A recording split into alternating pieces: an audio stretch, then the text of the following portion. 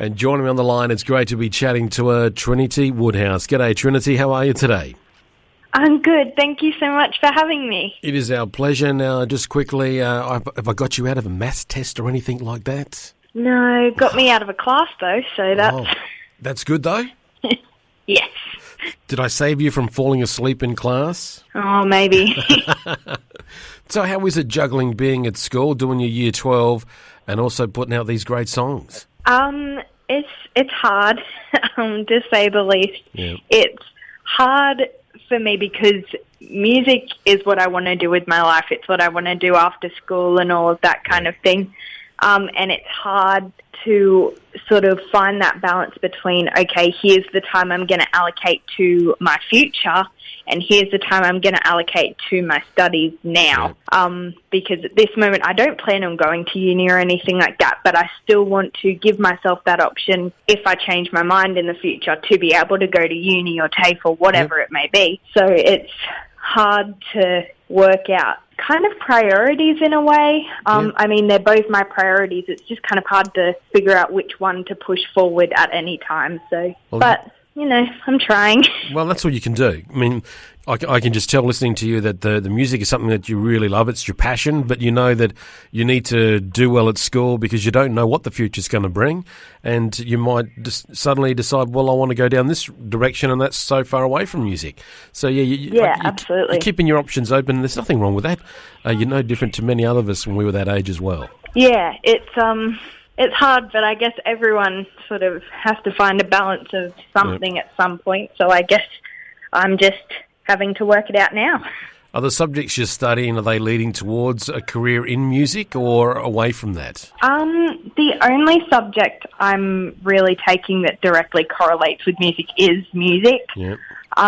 We didn't get to run like a business studies or anything like that for my year group, so that was kind of disappointing. I hoped that I could study into that kind of thing. But, everything else, honestly, my selection of subjects just kind of all different directions. It's not really leading towards any specific career, so it's just kind of keeping different doors open, I guess. Yep, fair enough. And are you doing well in music thus far? I hope so. You're not the star student?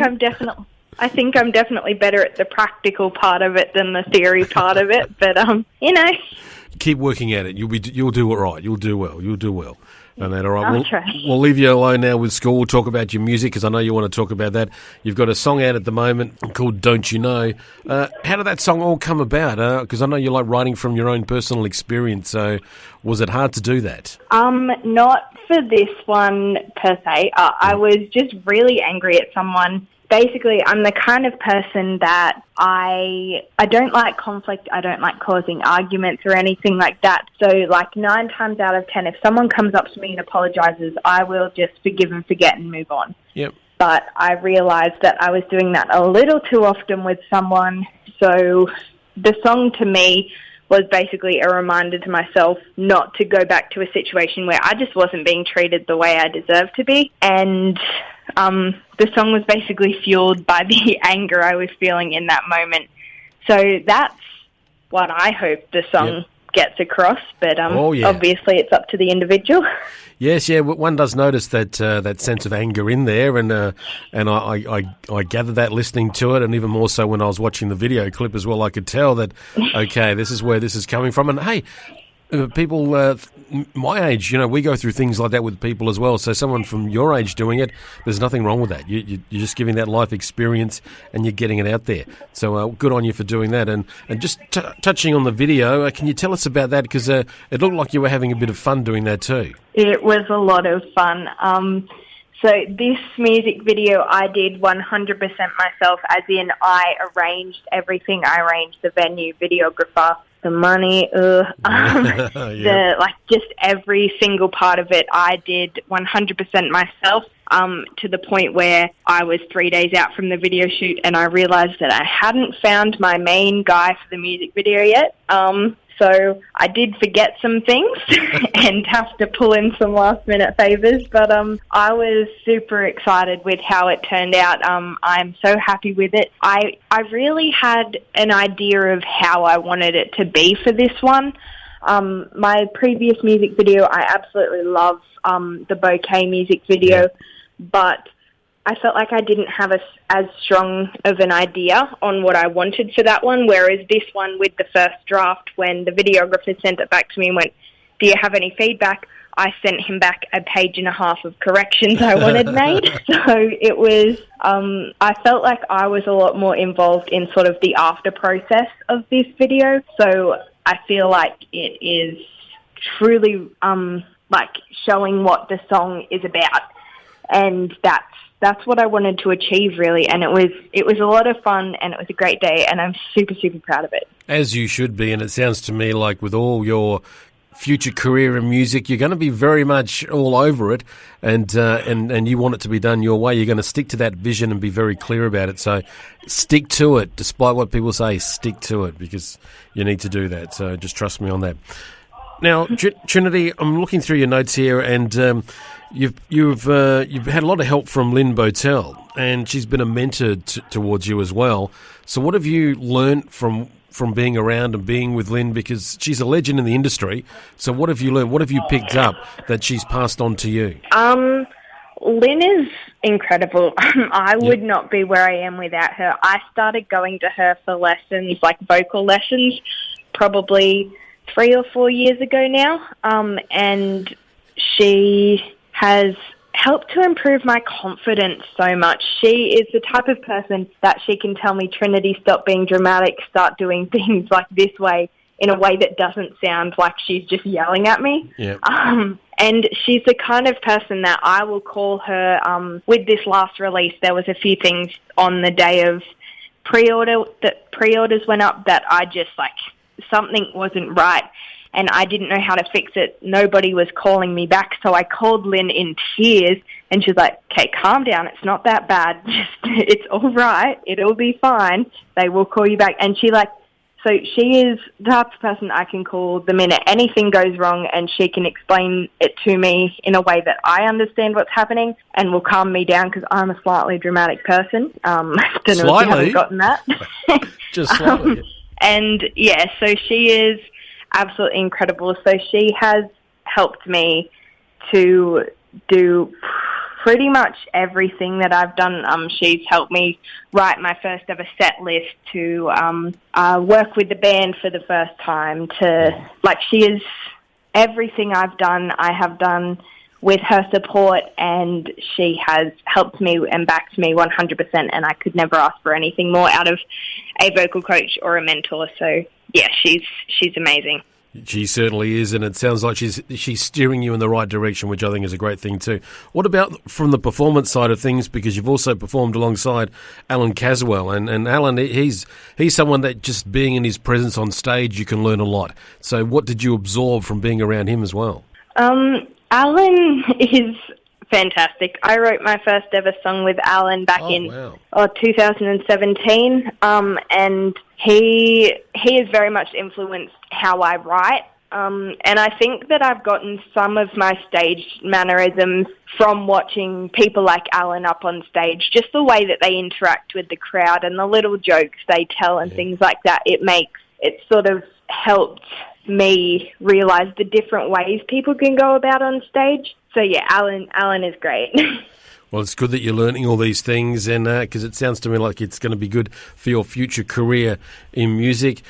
Trinity, what's coming up? You've got this song out at the moment, but have you got other songs or an EP, or what's coming up with you apart from your schoolwork for it throughout the rest of this year? I do have plans to release another single, at least one more, this year. So it's just kind of sorting out with my publicist about free dates and things like that, and getting some money together, because it's very expensive, but it's 100% worth it, and it is the most stressful time of my life.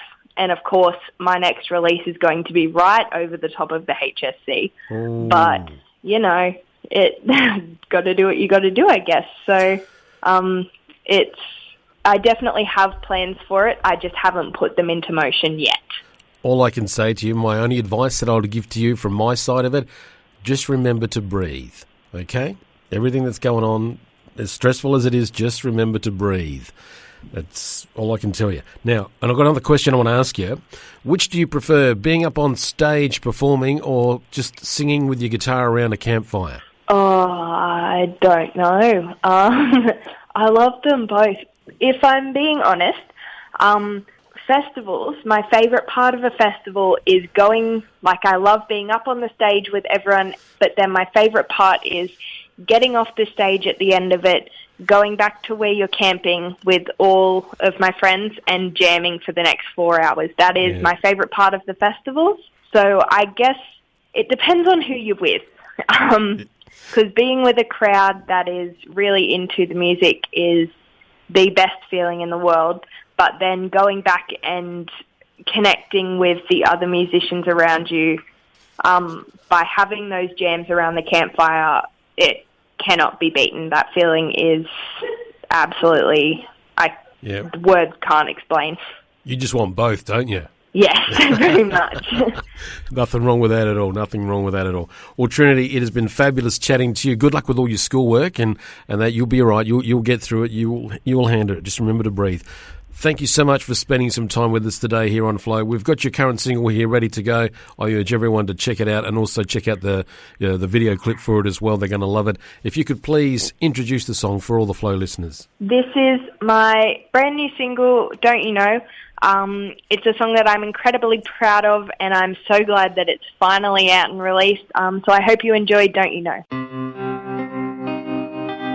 We've been through this too many times before, and I've realized I don't want to do it anymore.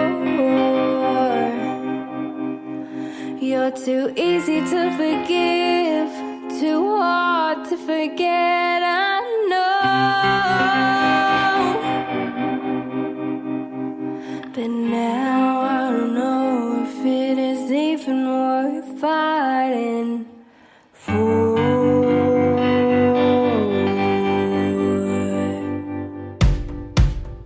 Don't you know there's nothing here for you? 'Cause you've been gone for far too long. Didn't you listen when they all told you? Don't you know? Don't you know that I've moved on?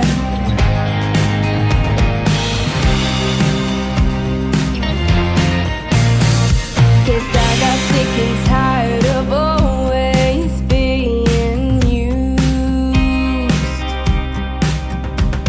Pushed me until I broke, left me with nothing to lose.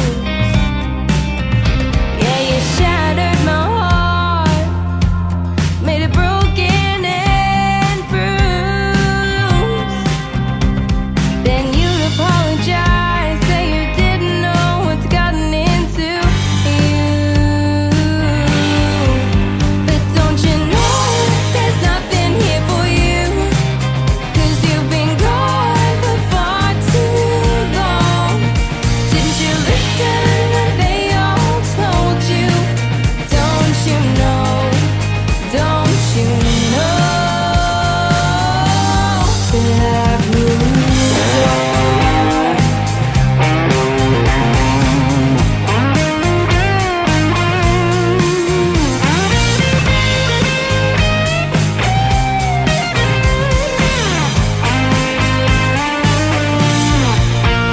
Don't you know there's nothing here for you?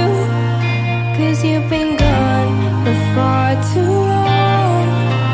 Didn't you listen